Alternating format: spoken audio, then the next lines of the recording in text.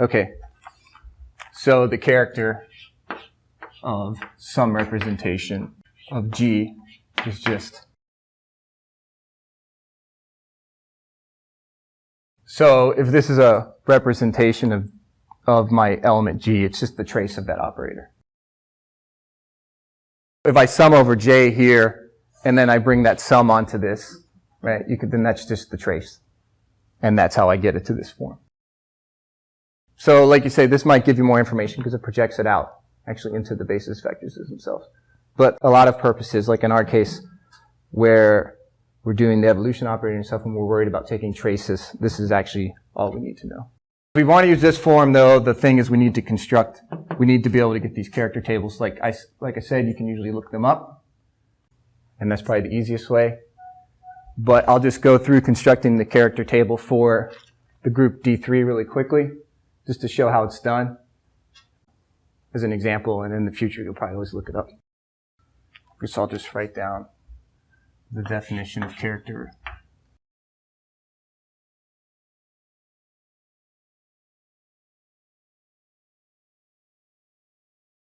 From this way, it's easy to see one way to construct the character tables. And that's if I could cook up some matrix representation of my group, which means it has to be in some way related to the group table. But anyways, if I have that matrix representation, then I can just go through and calculate all these traces, and then I'll know the characters for everything. Good point. I guess I should say the thing that motivates these character tables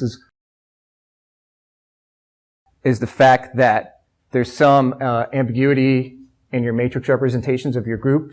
Even if they're of the same dimension, you can represent them in a lot of different ways. But in the end, they should all be related by similarity transformations or unitary transformations, and the trace is invariant under those. So in that case, this gives us a way to characterize a representation without worrying about if it's equivalent to another one. Like I said, you could just cook up a matrix representation and then calculate all its traces, and then you could write down the character for all that. And typically the way these things are listed is in a character table. Some different representations. So I could do it this way by writing down on each row I have the different representations that I have. Or, each row corresponds to a different representation. And in each column, I write down the character or the trace of a particular element of the group in that representation. But there's also a more compact way to write this. And that's because if you have two elements of the group that are in the same class, which means they're related by conjugacy, which is just another way of saying that the two elements sort of represent the same thing, and they're just related by a similarity transform within the group themselves. The C1/3 rotation, in some ways, is like the C2/3 rotation. They're in the same class. And since, like I said, they're related by conjugacy, which would manifest itself in matrix representation as similarity transform, then they also have the same trace. And if they have the same trace, then their character is the same. Another way people like to list these things then is you just list the character of the classes in your group. So the way I'll write that is just the character of one class. They also like to write this where your class has so many elements, so you write the number of elements out here first. N1 is the number of elements, or the number of group elements in class 1. And 2 is the number of elements in class 2, and so forth. That avoids me having to write a big long table out where I'm just repeating a lot of the same information. And then you just fill this thing out. And like I said, you could do that by just using the matrices themselves. But it turns out you don't really need to compute the representations. You don't need to cook up these representations and then use the matrices to fill this table out. The table itself actually has to obey certain rules that can be proved through relationships that I'm not going to go through, but they're not too complicated. Write down the rules, and then I'll use those rules in an example to fill out the character table for D3.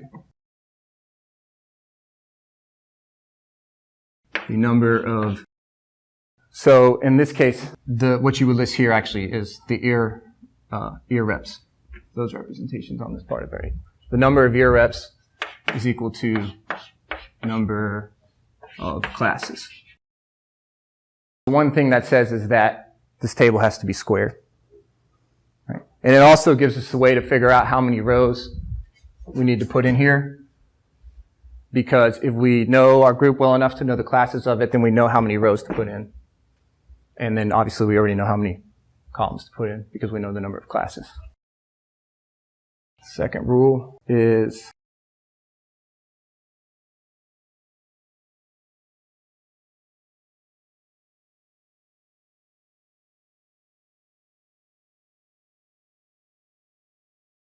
and so we can use this rule actually to help us fill out the first column and row of the table.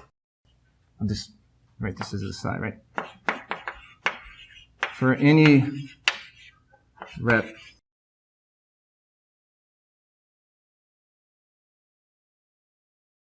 for any representation, the representation of the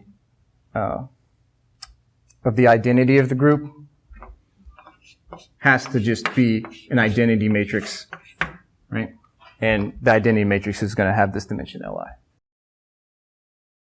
And so now we know that the trace for any group of this is just going to be equal to Li. It's just equal to the dimensionality of the representation. And since the identity is in a class by itself, right, it's not conjugate to any other thing. Here? Oh, yeah, I see what you mean. Good point. The identity element is in a class all by itself. In that case, whatever class you're going to label as your identity class, usually it's when you're filling out this table, you'll make it the first column. It's just going to be filled in. You're just going to fill that column in with the dimensionality of the representations. So that helps us fill out one of the columns. The other thing we know is that, so for any group element, we just map it into the number 1. This is also a representation of the group, although it's a trivial one, but it still is a representation of the group. Let's see. So in that case, if we call the first representation here, if we just make it that identity representation, then we can just fill in ones here, right? Because it's just one dimensional.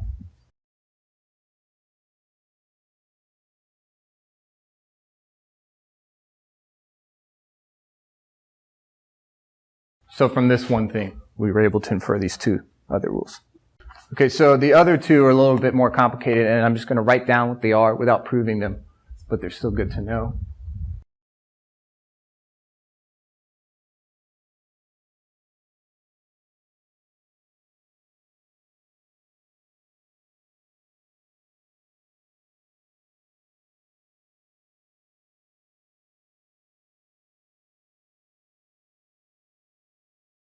That relationship tells us about the rows. If I sum up this way, and what it's saying is that the rows are orthogonal to each other. Right? If I take any two rows, right, and I compute their, their inner product, where I have to weight it by the number of elements in each class, that if the two rows aren't the same, it has to add up to 0. If the two rows are the same, then it's going to add up to the order of the group.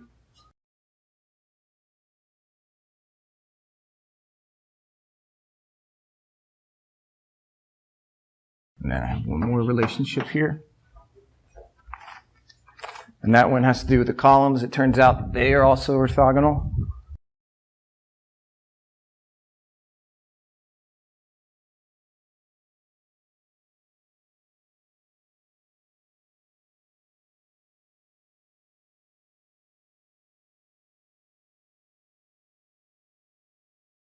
There's one additional rule, but it's not worth me writing down because it's a little bit more complicated. But I think, and especially according to the literature, usually these 4 rules are all you need to deduce the character table.